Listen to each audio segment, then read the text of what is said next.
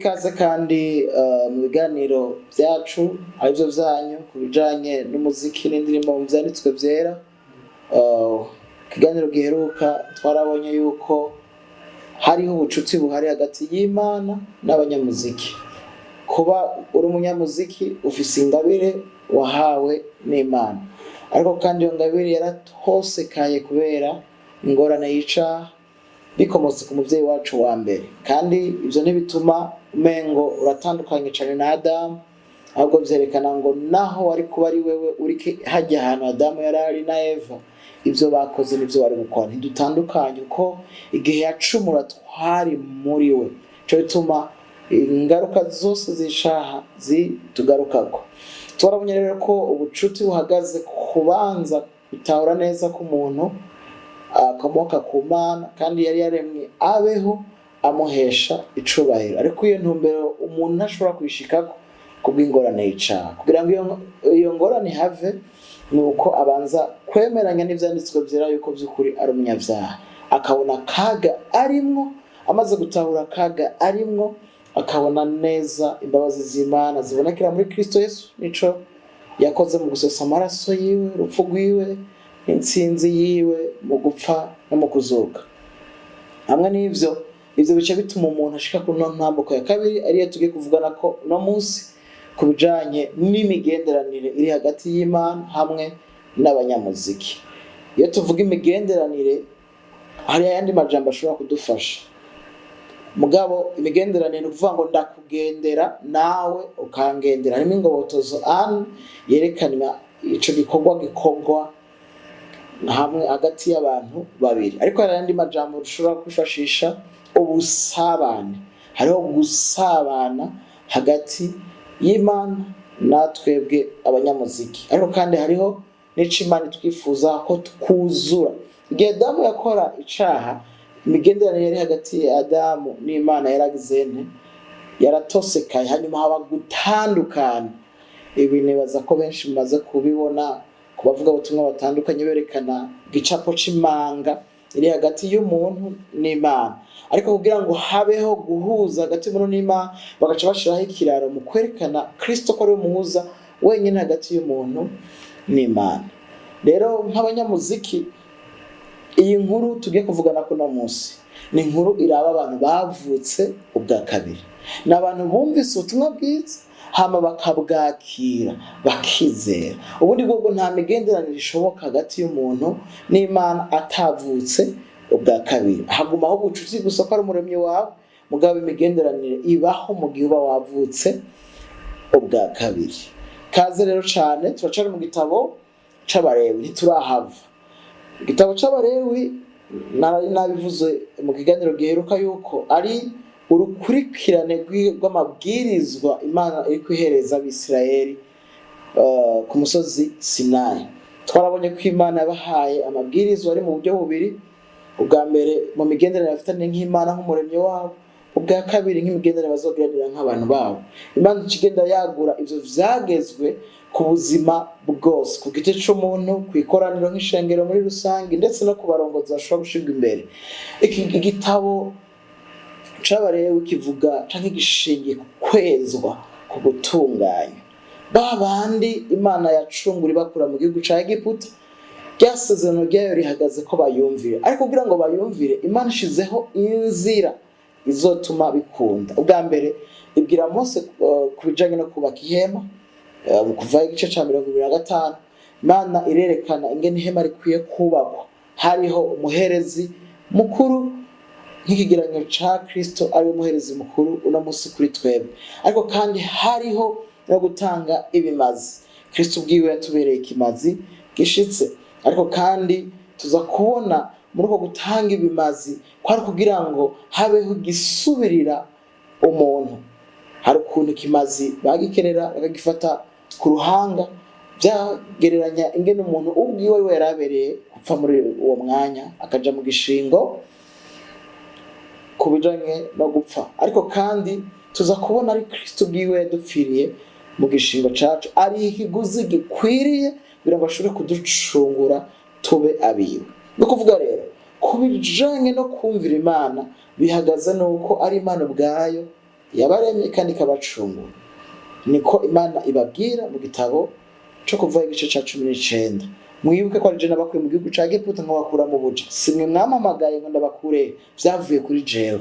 Hanyuma kuko ndiko ndababwira ko ngwiye kuba umwami wanyu, ntibihagaze kuri mwebwe, bihagaze yuko igikorwa nakoze mu buzima bwanyu cyo conyene gituma mubaho muri sumi, muri munsi y'uburongozi bwanje nk'Imana yanyu. Hamwe n'ivyo gerero two turavuga imigenderanire hagati y'Imana n'abanyamuziki. Niba abanyamuziki rero Imana yipfuza kunagura, hari ibintu bibiri tugiye kuvugana ubujanye no kunagura imigenderanire hagati yacu n'Imana. Abantu benshi baravuga ngo twaravutse ubwa kabiri, mugabo bakaca bavuga ko vyarangiye.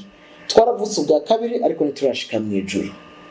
Igikorwa ca Yesu Kristo catumye twambikwa ukugororoka kwiwe, ariko ntitwagizwe umugororotsi mu kibanza canke muri kamere k'abagororotsi. Nico gituma hacabaho urugendo rushishikara gukwezwa.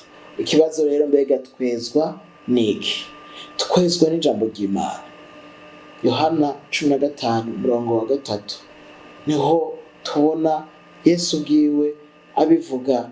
Yohana 15:3 Yesu arabibwira abigisha biwe ngo n'ubu mwebwe mumaze kwezwa kubw'ijambo nababwiye.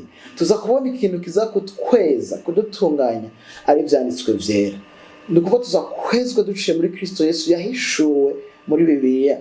Hanyuma n'igihe yariko asenga igice ca 17 ku murongo wa 17 arasabira abigishwa n'abazokwizera ku bwawe, akavuga ngo ubeze mu kuri, ijambo ryawe niko kuri. Tuza kubona Imana iza guserura biciye muri Kristo Yesu yuko atakindi kintu kizotuma twezwa, twemerwa uretse ijambo ryiwe. Aha rero ivyanditswe vyera ni rwo rufatiro rw'imigenderanire dufitaniye n'Imana. Twibukanye ivyanditswe vyera bivuga nde? Kristo. Kristo ninde? Umuhuza hagati y'umuntu n'Imana. Kristo yarahishuwe mu vyanditswe vyera kuva mu itanguriro gushika mu vyahishuwe Yohana, kugira ngo abe ari we ikiraro cacu, abe ari we duciye muri we dushobore kumenya ubwa mbere umuremyi wacu. Cagihe twacumura muri Adamu twatakaje kumenya umuremyi wacu, ariko tugarutse mu migenderanire dufitaniye nawe biciye mu vyanditswe vyera, tuza kongera kumenya Imana. Rero Kristo niwe aduhishurira Imana. Aranabivuga yuko atawushobora kumenya Data adaciye kuri we, kandi ari we ashobora no kumuduhishurira. Rero hano hamwe n'ivyanditswe vyera harabaho igikorwa cyo kwezwa, hakaba igikorwa cyo gutunganywa rwose. Abanyamuziki bavutse ubwa kabiri, hari ivyanditswe vyera bihari kugira ngo bishobore kubafasha mu rugendo rushishikare rwo kwezwa. Abanyamuziki hari izina bakunda kutwita ritari ryiza, ngo abanyamuziki ntibakizwa. Akenshi mu ijambo ry'Imana hageze ko rivugwa baba bari munsi y'ibiti. Iyo ni critique, ni ikintu kitameze neza batuvuga ko nk'inyifato, nk'aho umengo ntiturabwa n'ivyanditswe vyera. Mu myaka maze ni muri no muhamagaro w'abanyamuziki, nasanze dufata nk'aho umuziki ni ikintu kiri ku ruhande, hama ibijanye n'ubuzima bwejejwe n'ikindi kiri ku ruhande. Ariko sivyo na gatoya. Imbere yuko dukorera mu ngabire zacu, tubanza kuba turi abakristo. Hama ivy'Imana yageze vyose, ivy'Imana yatekeye byose kubijanye n'umuntu yitwa umukristo mu buzima bwa hano ku isi, umunyamuziki biramuranga. Imbere yuko ucuraranga, imbere yuko uririmba, uvyina, utamba, zangabire zose ziri mu muzingi w'umuziki, hariho kubanza kuba ufise ubuzima buhwanye no kw'Imana ibugera. Rero hamwe no kumenya ivyanditswe vyera biradufasha kumenya Imana, ariko bikasha biturongora mu gushitsa intumbero rero twari twarahamagariwe imbere yuko ducumura muri Adamu. Rero hano hari ikintu gikomeye cyane kica congera kuza, ni ikintu citwa amasengesho.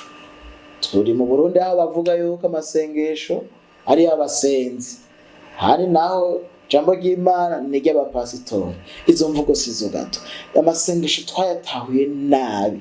Kino gitabo c'Abalewi kivuga ku ihema ry'ibonaniro.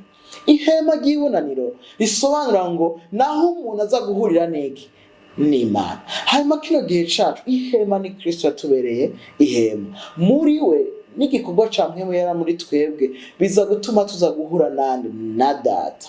Rero ukubaza bagatanga ibimazi, bari baje kugira ngo bahure n'Imana biciye gutanga ibimazi mw'ihema ry'ibonaniro.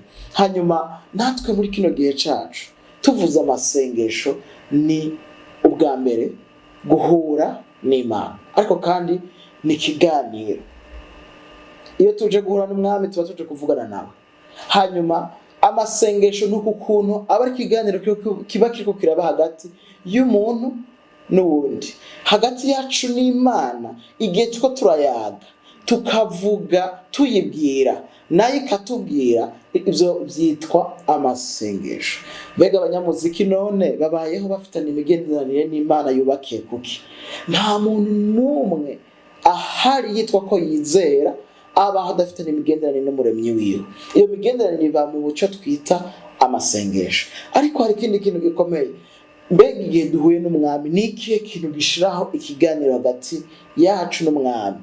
Nta kiganiro gishoboka igihe atavyanditswe vyera bihari. Ni ukuvuga ngo ivyanditswe vyera aribwo butumwa bwiza, nivyo bishiraho urufatiro rwo kuyaga natwe n'Imana. Ivyanditswe vyera nibwo butumwa bwiza. Ni ukuvuga ngo igihe tutariko turongorwa n'ivyanditswe vyera, ico gihe nta kiganiro gihari hagati yacu n'Imana yacu. Ibi bica bivuga iki? Bivuga ngo n'igihe tuko turaririmba ikizoshiraho ikiganiro hagati y'Imana natwe ni ubutumwa bwiza. Igihe turiko turavuga ubutumwa bwiza nk'uko Imana yabuhishuye, niho honyene dushobora kuba niho honyene dushobora kwemezwa mu mitima yacu tuvuga twayaze n'Imana. Igihe indirimbo ubwayo iriko iravuga ubutumwa bwiza, niho honyene dushobora kuvuga yuko indirimbo yabaye ikiganiro hagati yacu n'Imana. Rero nk'abanyamuziki ibi bintu bibiri mu bifate nk'amagose.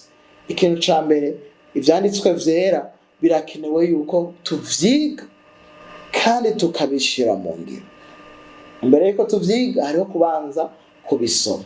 Duhamagarirwa abanyamuziki gusoma ijambo ry'Imana, tugahamagarirwa kandi kugiga kugira ngo tubeho nk'uko Imana yageze muri buno buzima. Mwibuke tutaracumura nta ngorane nimwe yari ihari, ariko tumaze gucumura kugira ngo tube nk'uko Imana yabigeze turongorwa n'iki? N'ivyanditswe vyera. Cyo gituma hariho umuhamagaro ko wari we wese yizera kubaho ubuzima buhimbara Imana mu gihe amurikiwe n'ivyanditswe vyera. Hanyuma ubwa kabiri, igihe turonse ico tumurikirwa mu vyanditswe vyera, bica bishiraho ikiyago tuza kugiranira hamwe n'Imana yacu. Igihe rero tutarongowe n'ivyanditswe vyera, ntituba two turayaga n'umwami. Amasengesho hamwe n'ivyanditswe vyera ni ibintu bibiri bigize imigenderanire dufitaniye n'Imana yacu nk'abanyamuziki. Ibi bidushikana ahantu tubona ko ari ubuzima bwacu bwa misi yose. Tutaraja kuri podium tubayeho gute? Mu kazi kacu ka misi yose tubayeho gute?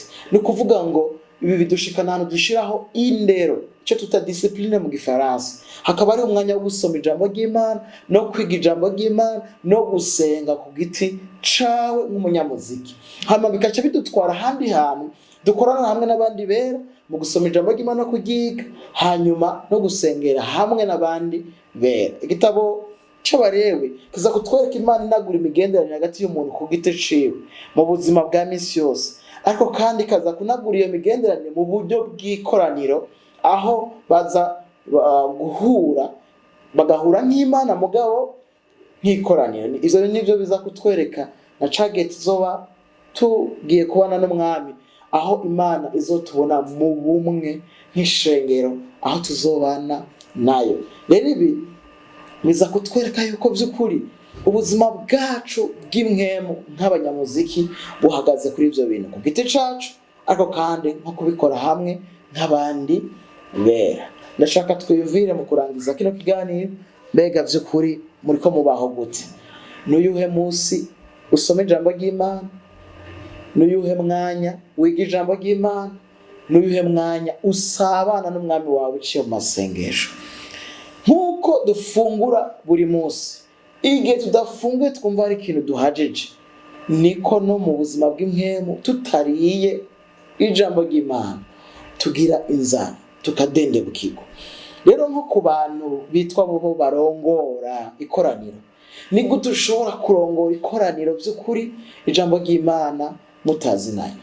Ni gute ushobora kuba umwanditsi w'indirimbo ugashobora kuba uwandika indirimbo ijambo ry'Imana mutazinanye? Wibuke intumbero y'umwanditsi w'indirimbo niyo kugira kwandika ubutumwa bwiza, kubera ko iyo twanditse ubutumwa bwiza niho ikoraniro rizoriri mu butumwa bwiza. Hanyuma igihe bazori mu butumwa bwiza ca kiganiro kizoca kigirane gishoboka. Abarongozi b'indirimbo nta kindi kintu turongorera mu ikoraniro uretse ubutumwa bwiza. Tutarongoreye ikoraniro mu butumwa bwiza baza baza kuririmba ikindi kintu atari Imana. Tuba nk'Abisirayeli bagirane baririmbira, bavyinira, batambira ikigirwamana citwa ishuri. Murumve ko biteye ubwoba cane igihe tutobahabona ubuzima. Uko Imana yabitunganije, dutangura gufashwa ku giti cacu, tukiga ijambo ry'Imana, tugatahura ukuri kw'ijambo ry'Imana ingene Imana igomba ko tubaho. Hanyuma duhejeje tuza kuba abantu baza gufasha abandi mu ngabire zacu mu bijanye no kubarongorera mu ijambo ry'Imana. Imana rero ikomeze kudutahuza yuko urufatiro rw'imigenderanire dufitanye hagati yayo nyuma yo kuyizera yuko bishingiye ku ijambo ryayo no mu kiganiro tugiranira biciye mu masengesho. Muri ico gihe tuzokura tuba abantu bariko bakura mu kumenya Imana, tuba ibikoresho vyejejwe vyatunganirijwe igikorwa ciza cose. Murakoze, Imana idushoboze twese.